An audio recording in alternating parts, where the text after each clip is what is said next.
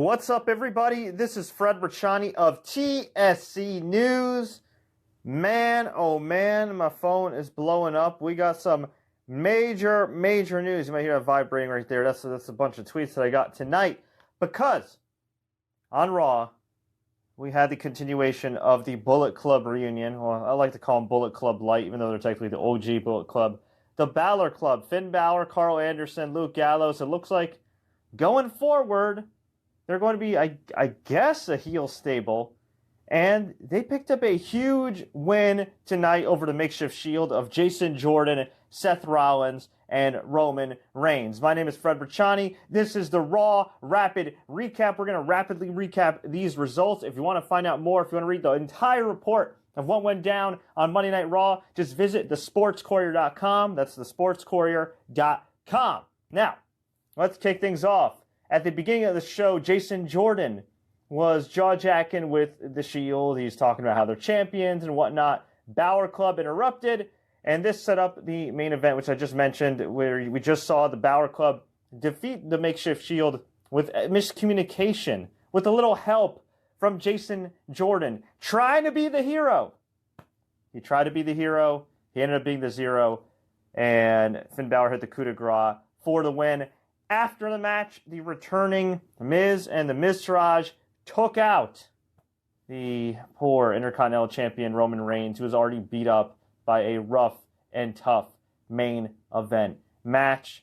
Miz came back earlier in the night stating his intention to regain the IC title. He didn't mention the WWE title. He didn't mention at all the Royal Rumble match itself. He said, I'm focused on the Intercontinental Championship. On one hand, some people will be saying, well, why does he go for the world title? On the other hand, I'm saying I love the fact that he's treating the IC title like his version of the world title. That's the way it should be in any division, whether it's the Cruiserweight division, U.S. title division, tag division, whatever. We have major superstars confirmed for a 25th anniversary of Monday Night Raw. Get this lineup here. Stone Cold Steve Austin, the Dudley Boys, the APA, JBL and Ron Simmons, Shawn Michaels, Razor Ramon, Scott Hall, Nature Boy Ric Flair, Big Sexy Kevin Nash, Jim Ross, Jerry King Lawler, D-Generation X, which includes Triple H, the New Age Outlaws, Road Dogg and Billy Gunn, the Bella Twins, Nikki and Brie, and The Undertaker. Wow. Just, wow. That's one hell of a lineup.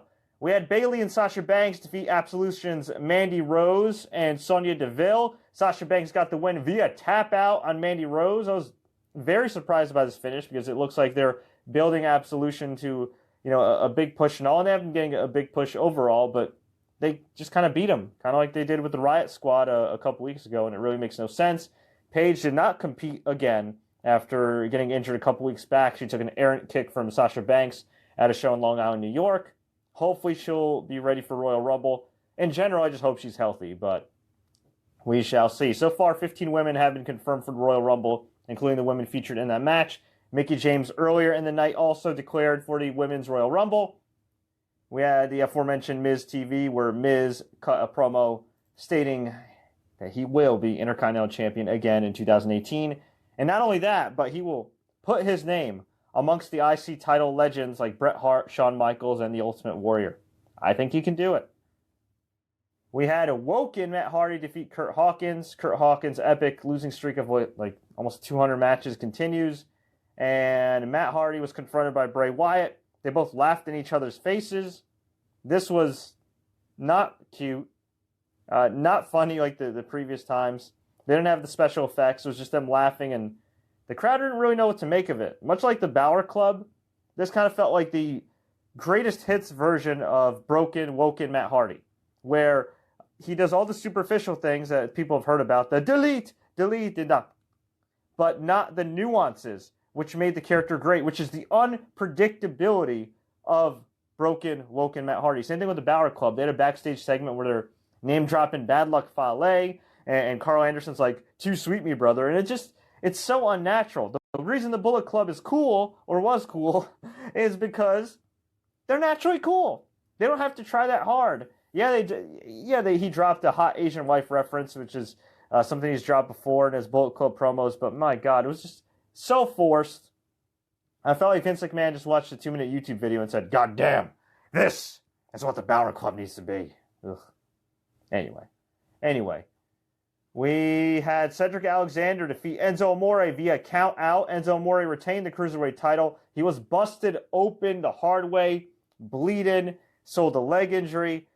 It looks like Enzo's okay, but he lives to be a champion another day, unfortunately for Cedric Alexander. We had the match Jason Jordan and Seth Rollins defending the Raw Tag Team titles against the Bar, confirmed for Royal Rumble. But get this bizarre result, right? We got Titus Worldwide, which is Titus O'Neil and Apollo Crews, accompanied by their statistician or mathematician or whatever her position is, Dana Brooke, defeating the Bar. Titus O'Neil in 2018 pinned Sheamus clean with a schoolboy roll-up. I guess Titus Worldwide is going to be added to the match. I'm happy for their success. I hope this isn't a fluke. But if this is just a random loss en route to the Bar, challenging for the tag titles, this was a little weird. We got huge news that The Miz and Maurice are getting their own network show on USA called Miz and Mrs. It's a reality show, a docu-series chronicling the lives of Miz and Maurice. The 6-episode half-hour series will feature the married pair, known for being larger than life both in and out of the ring, as superstars becoming parents for the first time. Congratulations to The Miz and Maurice. We had Samoa Joe defeat Rhino in short order with a Coquina clutch. And we had definitely, I think, the segment of the night where Brock Lesnar and Paul Heyman came out. They were confronted by Kane. They brawled. Braun Strowman took them both backstage and destroyed them. Afterwards, Braun Strowman found a grappling hook, because why not? He's secretly Batman, I guess. Batman Strowman. Threw that grappling hook on the metal structure that supports the Raw set from the back behind the curtain, and pulled it down on Kane and Brock Lesnar. Now, somehow Kane was able to be alive and kind of stumble around, whereas Lesnar had to be taken to a, quote, local medical facility, because for whatever reason, WWE commentators aren't allowed to call it a hospital. So overall, I give this Raw a thumbs in the middle. It was eventful, for sure. It set up some interesting developments en route to Royal Rumble 2018. But compared to the last month or so of really strong in-ring work, this Raw, well, kind of fell flat. But then again, is it really that big of a deal? I personally think it's going to get slaughtered by the National Championship game. But who knows? Raw did very well on Christmas. Raw did very well in the ratings on New Year's. Maybe they'll do a decent rating here. We shall see what happens. But folks, I want to hear from you. What do you think about the state of Monday Night Raw? What do you think about the state of WWE? Let me know. Leave a comment below. Tweet us, Facebook us. Do what you got to do. If you enjoyed this Facebook live stream covering Monday Night Raw, please like this page, facebook.com/The Sports Courier. Follow us on Twitter at Sports Courier, at TSC News on Instagram. You can also follow me on Twitter at Fred Richani. Or you can just go to one destination for all your TSC and WWE needs, thesportscourier.com. We just introduced a new show every single Saturday exclusively on Facebook. I will be broadcasting the Pro Wrestling Weekend Review, recapping all the latest news in WWE, Indies, New Japan Pro Wrestling. You name it, we got it. Until next time, everybody, as always, enjoy the matches.